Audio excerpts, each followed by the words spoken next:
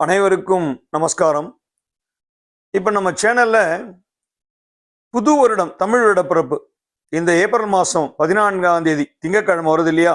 அந்த வருடத்தின் பெயர் விஸ்வாவசு.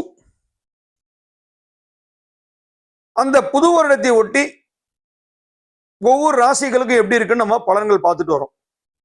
இதுவரையில 6 ராசி பார்த்துருக்கோம், கன்னி ராசி வரைக்கும்.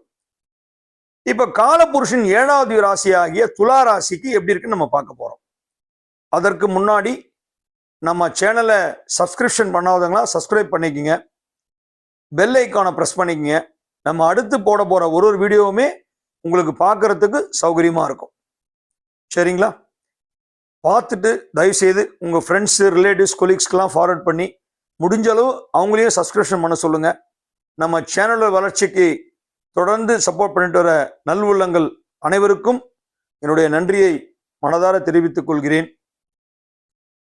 அடுத்து வரப்போக இருக்கும் அனைத்து சப்ஸ்கிரைபர்களுக்கும் முன்னதாகவே என்னுடைய நன்றியை தெரிவித்துக் கொள்கிறேன். இப்ப நம்ம சேனலுக்குள்ள போலாம். ஃபர்ஸ்ட் நம்ம துளாராசி பலன் சொல்றதுக்கு முன்னாடி ஒரு விஷயத்தை நான் தெளிவா சொல்லிடுறேன்.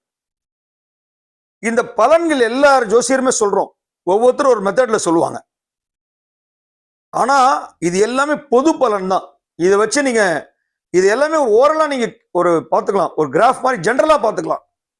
பட் உங்களுடைய சுய ஜாதகத்துல கிரக அமைப்பு, நீங்க பிறக்கும் போது எழுதுற ஜனன ஜாதகத்துல எப்படி கிரக அமைப்பு இருக்கோ அந்த கிரக அமைப்புக்கு ஏத்த மாதிரி இப்ப என்ன தசாபுக்தி நடக்குதோ அதுக்கேத்த மாதிரி பலன்கள் எல்லாமே மாறுபடும். சோ அப்ப நம்ம சுய ஜாதகம் தான் பேசும், புரியுதுங்களா? அதே நேரத்துல நம்ம எல்லாருமே மனித பிறவி ஏதோ ஒரு கர்மாக்காக தான் நம்ம பிறந்திருக்கோம். நம்ம எப்படி இருக்க போறோம், நம்ம பிறக்கும் போதே நம்ம பிறப்பின் ரகசியம், எப்படி வளர போறோம், எப்படி வாழ போறோம், நம்ம வாழ்க்கை எப்ப முடிய போகுது எல்லாமே பிக்ஸ் பண்ணிட்டார் கடவுள். அப்போ அதுக்கேத்த மாதிரி நம்ம இந்த பூலோகத்துல நல்லபடியா நம்ம கடமையை முடிச்சுட்டு நம்ம இறைவன்கிட்ட போனோம்னா ஒரே ஒரு வழிதான். எவ்வளவு கஷ்டங்கள் வந்தாலும், எவ்வளவு சந்தோஷங்கள் வந்தாலும் நம்மளுடைய நிலை ஒரே நிலை தான், இறைவன் அப்படின்ற மைண்ட்ல இருக்கணும். அதே நேரத்துல தெரிஞ்சு தப்பு பண்ணாலும் தெரியாம தப்பு பண்ணாலும் தப்பு பண்ணா தப்பு தான். அந்த தப்பை நம்ம ஒரு காலத்துல நம்ம மனசு தப்புன்று தெரிஞ்சு ஒரு பீரியட்ல நம்ம உணர்ந்து அதுக்கப்புறம் நம்ம கர்மாவை கடிப்பதற்காக நிறைய நம்ம புண்ணியங்களை சேர்க்க சேர்க்க அந்த பாவ எண்ணிக்கை எல்லாம் குறைஞ்சி புண்ணிய எண்ணிக்கை உயரும். அது நம்ம அடுத்த சந்ததிக்கு நல்லபடியா கொண்டு போகும். ஸோ நம்ம பிள்ளைங்களுக்கு நம்ம வச்சுட்டு போற ஒரு இதுவே என்னன்னு கேட்டீங்கன்னா புண்ணியங்கள் தான்.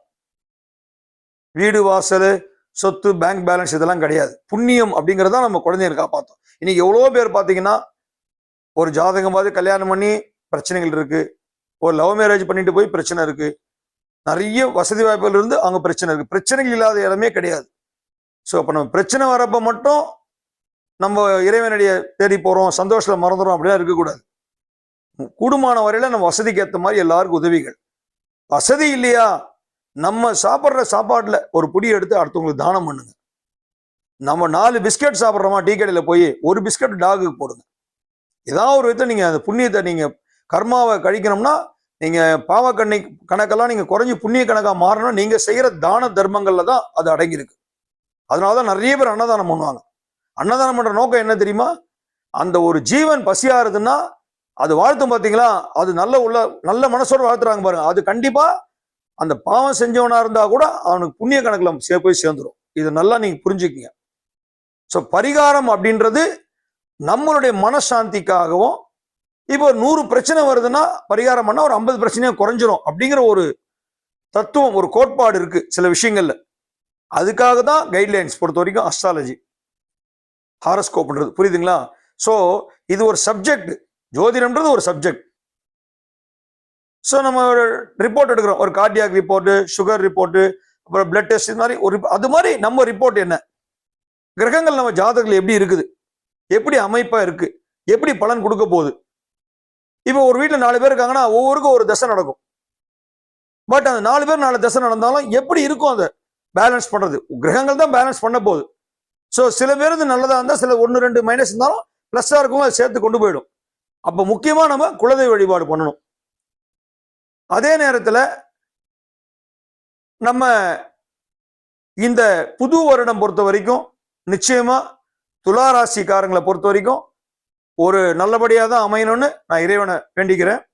அதுக்கு முன்னாடி இந்த பெயர்ச்சி, இந்த புது வருஷம் பிறக்கும் போது கிரக அமைப்பு எப்படி இருக்குன்னு நம்ம பார்த்துடலாம். ஃபர்ஸ்ட் துலா ராசிக்கு மேஷத்துல சூரியன், ரிஷபத்துல குரு, கடகத்துல செவ்வாய் பகவான், கன்னியில கேது பகவான், அதே நேரத்தில் சந்திர பகவான். சந்திர பகவான் புது வருடம் பிறக்கும் போது கண்ணியில் இருக்காரு. அடுத்தது காலையில் 7 மணி 7:30 மணிக்கெல்லாம் துலாத்துக்கு போயிடுறாரு. அப்ப நம்ம துலாத்திலே கணக்கு எடுத்துக்கலாம். ஏன்னா ஃபுல் டே துலாத்தான் டிராவல் பண்ண போறாரு. சரிங்களா? அடுத்தது கும்பத்துல யாருன்னு கேட்டீங்கன்னா சனி பகவான். நல்லா கேட்டுங்க, திருக்கணித பஞ்சாங்கப்படி மார்ச் 29ஆம் தேதி, இப்போ போன மாசம் 2025ல சனி பெயர்ச்சி ஆயிடுச்சு. கும்பத்து மீனத்துக்கு போயிட்டார். இது திருக்கணிதம். ஆனா திருநள்ளாறு வாக்கிய பஞ்சாங்க கணக்குப்படி அடுத்த வருஷம் 2026 மார்ச்ல தான் சனி பெயர்ச்சி. அப்ப இப்ப நம்ம எடுத்துக்க போறது சனி பகவான் கும்பத்துல இருக்க மாதிரியே நம்ம கணக்கு எடுத்துக்கிறோம். தட் மீன்ஸ் திருநள்ளாறு கணக்குப்படியே தான் நம்ம பலன் சொல்ல போறோம் இப்போ வருஷ பிறப்பு. சரிங்களா?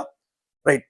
அடுத்தது மீனத்துல போனீங்கன்னா புத பகவான், சுக்கிர பகவான், ராகு பகவான். இப்ப உங்களுக்கு கிரக அமைப்பு சொல்லிட்டேன். இப்ப பலன்கள். இப்ப பாத்தீங்கன்னா துலா ராசிக்கு 12ஆம் இடத்துல கேது, அதாவது விரயஸ்தானத்துல கேது பகவான். நிறைய செலவு, துலா ராசிக்கு செலவு நிறைய பண்ண வச்சிருப்பார்.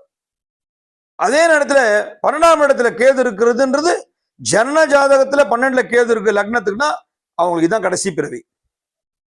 அதாவது ஒரு ஜாதகத்துல லக்னத்துல சனி பகவான், 12ஆம் இடத்துல கேது பகவான், குழந்தை பாக்கியமே இல்லாத இருக்கிறவங்களுக்கு, இல்லைன்னா 2 பொண்ணு 3 பொண்ணு சில பேருக்கு இருக்கும், பையனே இருக்காது, இந்த மாதிரிங்களுக்குலாம் இதான் கடைசி பிறவி.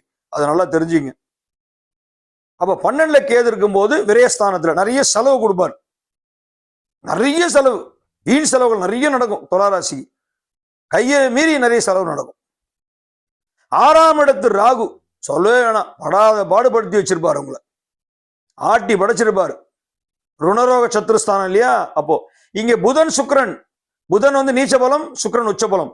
அது வருஷ போறப்போ. ஆனா அவங்க மாறிடுவாங்க அடுத்தது கொஞ்ச நாள். சுக்கிரன் புதன்லாம் 1 மாசம் 1.5 மாசம் மாறுற கிரகங்கள். முக்கியமா அதிகமா சனி பகவான் 2.5 வருஷம், ராகு கேது 1.5 வருஷம், குரு பகவான். அதை வச்சா நம்ம கணிப்பு எடுத்துப்போம். சரிங்களா? அடுத்தது பாத்தீங்கன்னா 5ஆம் இடம் பூர்வ புண்ணிய ஸ்தானத்துல கும்பத்துல சனி பகவான். விசேஷம் தான், தப்பு கிடையாது. கும்பத்துல சனி பகவான் வந்து ஆட்சி புரிகிற இடம். துளாராசிக்கு ரொம்ப க்ளோஸ், ஏன்னா இங்கதான் உச்சபலம் பெறாரு சனீஸ்வரன். அப்போ துளாராசிக்கு நல்ல ஒரு அருமையான அனுகிரகம் தான் புரிகிறார் சனீஸ்வரன். அதுல ஒன்றும் மாற்றுக்கிறதே கிடையாது. 6ஆம் இடத்துல இருக்கிற இந்த 3 கிரகங்களால உங்களுக்கு வந்து இதுல மெயினா ராகு தான் ரொம்ப கஷ்டம் கொடுத்திருப்பார், படாத பாடுபடுத்தி எடுத்திருப்பார். 6ல ராகு. ருணரோக சத்துருஸ்தானம், தேவையில்லாத பிரச்சனை நிறைய மாட்டிருப்பீங்க. பண்ணாத பாவத்தை, பண்ணாத தப்புக்கெல்லாம் தண்டனை அனுபவிச்சிருப்பீங்க. செய்யாத ஒரு பாவத்தெல்லாம் பழி சுமந்திருப்பீங்க. இப்படி நிறைய சொல்லிட்டே போறான். எல்லாம் நெகட்டிவ் தான். ஒரு போலீஸ் ஸ்டேஷனு, கோர்ட்டு படிக்கிறது நிறைய அலைச்சலை கொடுத்துருப்பாரு துளாராசிக்கலாம். ஆனா உங்களுக்கு அப்படி இருந்தவங்களை ஒரு ஜாம்பவான் மாதிரி நிக்க வைக்கிறாரு அப்படின்னா அது சனி உச்சம் பெற்ற வீடு, புரிஞ்சுக்குங்க ஃபர்ஸ்ட். அதே நேரத்துல இப்போ சூரிய பகவான் வந்து மேஷத்துல வர்றாரு, 7ஆம் இடம். உங்க ராசியை சூரியன் பாக்குறாரு பார்வையில, 1 மாசத்துக்கு பார்க்க போறாரு. அடுத்த ரிஷபத்துக்கு போயிட்டு போறாரு. அப்ப என்ன ஆகும்? உங்க பார்வை சூரியன் துலா ராசியில படுறதுனால சூரியனுடைய பார்வை அங்க துலாம்ல படும்போது நல்லதுதான். ஆனா சூரியன் வந்து மேஷத்துல உச்சம், துலாத்துல நீச்சம், நல்லா தெரிஞ்சுங்க. ஆனா கிரகங்களுக்கு பார்வைக்கு தான் பலன் சொல்லியிருக்கேன். அப்போ நீச்சம், துலாத்துல நீச்சமா இருந்தாலும் அந்த 7ஆம் இடத்து பார்வை அங்க படுது துலாம, புரியுதுங்களா? அப்ப அந்த இடம் அந்த சித்திரை மாசம் ஒரு விசேஷமான தன்மையா தான் இருக்கும் துலா ராசிக்கு.